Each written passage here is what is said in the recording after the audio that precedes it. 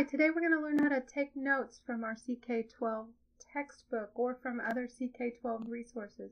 You want to log into your CK12 account and go to your class and go to shared resources and the biology textbook. Then go to the section of the textbook or resource that you're supposed to take notes over. I will always give you explicit instructions over exactly what you need to take notes over. We're going to take notes over the first little part of section 1.1.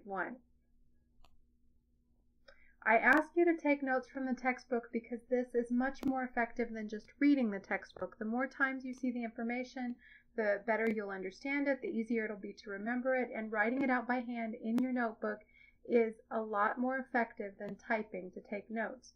Your notes are for you, but you will be graded on them. You'll get a completion grade for doing your notes, but if you take your notes, you'll do much better on the tests and quizzes. So we're using a version of Cornell Notes, which you're probably familiar with, and we're going to use a method called SQ3R that you've probably also heard of. SQ3R stands for Survey, Question, Read, Recite, and Review. We're going to do all of those steps except for the review part today in this one lesson. So you'll have a 2-page spread in your notebook that you're to take notes on. At the top, on the right-hand side, you need to write the essential question for the lesson. The essential question will also be in your instructions for taking notes. So write down that essential question and then survey the material. Just look at the headings. We have an introduction. Seems to be about matter, chemical substances, elements, a periodic table of elements, and compounds, and then the significance of carbon. We are not going to take notes over this stuff down here. We're going to stop here.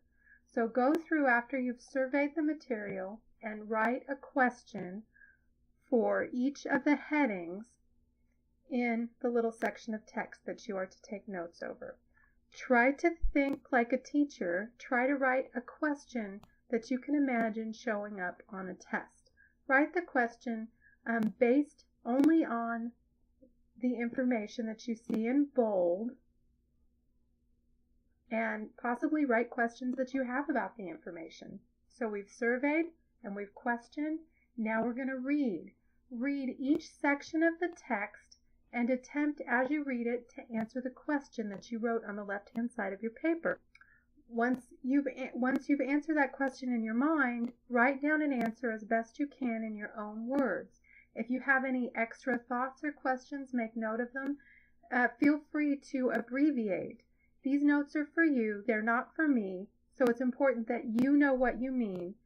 As I've said before, my handwriting is so bad I can't throw stones. You need to be able to read it. I would like to be able to read it, but I'm pretty good at reading terrible handwriting since I can read my own. So don't stress about spelling and handwriting. Neatness counts, but it only counts insofar as you can make out what you're trying to say. So answer each of these questions as you read through each of the sections, and once you've done that, underline or circle any words that you have questions about, that you're not sure about, or that you're pretty sure are really important.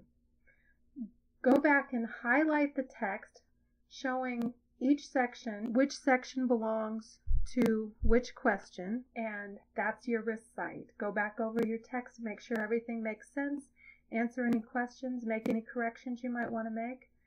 Feel free to draw little pictures if that will help you remember what stuff is about, and then you're done for today. We haven't done the review part though. We will come back to these notes later at a later time in another part of your notebook and write a summary for them. So we've done the survey, question, read, and recite. And you'll have 2 pages of notes in your notebook over a small section of text. If you're in Avid and you prefer to take your notes on Avid note paper, feel free to do that and tape those notes into your notebook. But I would prefer, and it looks neater, if you can put it in your notebook this way. Stay awesome. I'll see you in class.